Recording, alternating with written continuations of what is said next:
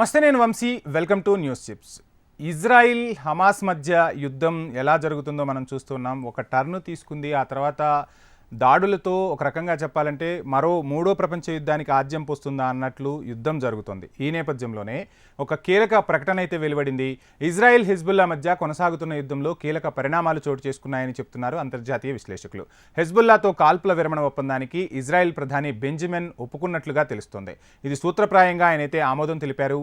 ఇక కీలక అంశాలపై ఇంకా సంప్రదింపులు జరపాల్సిందే అని బెంజమిన్ అయితే వాదిస్తున్నారు. అవన్నీ పరిష్కారం అయ్యేంత వరకు తుది ఒప్పందం ఖరారు కానట్లుగానే పరిగణిస్తామని ఇజ్రాయెల్ అయితే చెప్తోంది. ఇజ్రాయెల్ లెబనాన్లోని హెజ్బుల్లాల మధ్య గత ఏడాది నుంచి పరస్పర దాడులు జరుగుతున్న విషయం తెలిసిందే. ఈ దాడుల్లో లెబనాన్లో ఇప్పటి వరకు 3,500 మంది ప్రాణాలు కోల్పోగా 900 మంది మహిళలు, చిన్నారులే అందులో ఉన్నట్లుగా లెబనాన్ ఆరోగ్య శాఖ వెల్లడించింది. ఈ యుద్ధం కారణంగా 10 లక్షలకు పైగా పౌరులు ఇతర ప్రాంతాలకు వలస వెళ్లిపోయారు కూడా. మరోవైపు ఇటీవల లెబనాన్లో ఇజ్రాయెల్ చేసిన దాడిలో 3 జర్నలిస్టులు చనిపోయిన ఘటనపై ఓ అంతర్జాతీయ మానవ హక్కుల సంఘం కీలక వ్యాఖ్యలు చేసింది. అవి పౌరులను లక్ష్యంగా చేసుకుని చేసిన ఉద్దేశపూర్వక దాడులని పేర్కొంది.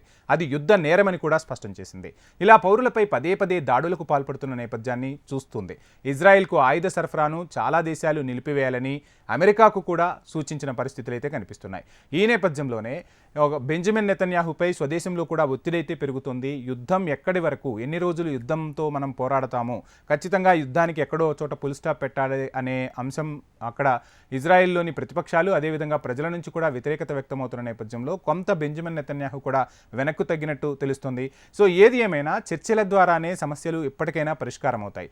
యుద్ధంలో గెలిచిన దేశము, ఓడిన దేశము రెండూ కూడా కోలుకోలేని దెబ్బతింటాయి.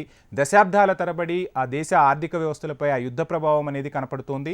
ఇప్పుడు ప్రపంచమంతా ఒక కుగ్రామమైన నేపథ్యంలో ఆ రెండు దేశాలతోనే కాకుండా అంతర్జాతీయంగా కూడా పెను ప్రభావం చూపుతుంది. కరోనా విపత్తు వచ్చిన తర్వాత దేశాలు ఇప్పుడిప్పుడే కోలుకుంటున్న దశలో ఓవైపు రష్యా ఉక్రెయిన్ యుద్ధము, మరోవైపు ఇజ్రాయెల్ హమాస్ మధ్య యుద్ధంతో కొంత ఆర్థికంగా ప్రపంచం గడ్డు పరిస్థితులు ఎదుర్కొంటుంది. సో ఈ రెండు దేశాలు కూడా శాంతి చర్చల ద్వారా సమస్యలను పరిష్కరించుకున్నట్లయితే ఆ ప్రభావం అనేది మిగతా దేశాలపై కూడా పడకుండా ఉంటుంది. ఆ దేశాలు కూడా ఒక రకంగా చెప్పాలంటే ఉక్రెయిన్ అయితే ఇప్పట్లో కోలుకునే పరిస్థితి లేదు. అటు చూస్తే రష్యా కూడా చాలా గడ్డు పరిస్థితులే ఎదుర్కొంటుంది. సైన్యం చాలా కోల్పోయింది రష్యా. ఒక రకంగా సైన్యంలో చేరమని అక్కడ ఒత్తిడి కూడా చేస్తున్నారు. అక్కడ యువత సైన్యంలో చేరకుండా విదేశాలకు పారిపోతున్న దృశ్యాలు కూడా కనిపిస్తున్నాయి. దీన్ని బట్టి యుద్ధంతో ఏం సాధించలేం. సో భారత్లో చాలామంది కూడా అంటూ ఉంటారు, సో పాకిస్తాన్పై యుద్ధం చేయొచ్చు కదా, పాకిస్తాన్ని ఆక్రమించుకోవచ్చు కదా, ఎందుకు పాకిస్తాన్ కవ్వింపులు చేస్తుంటే భారత్ అని. ఒక యుద్ధం అనేది శాశ్వత పరిష్కారం కాదు. యుద్ధం చేయటం వల్ల గెలుపోటముల సంగతి పక్కన ఉంచితే పెను ప్రభావం చూపుతుంది. దశాబ్దాల తరబడి దేశ ఆర్థిక వ్యవస్థ అనేది వెనక్కిపోయే ప్రమాదం ఉంటుంది. ఈ నేపథ్యంలోనే భారత్ శాంతిగా ముందుకు వెళ్తుంది. అందుకే ప్రపంచ గురువుగా భారత్ వెలుగొందుతోంది.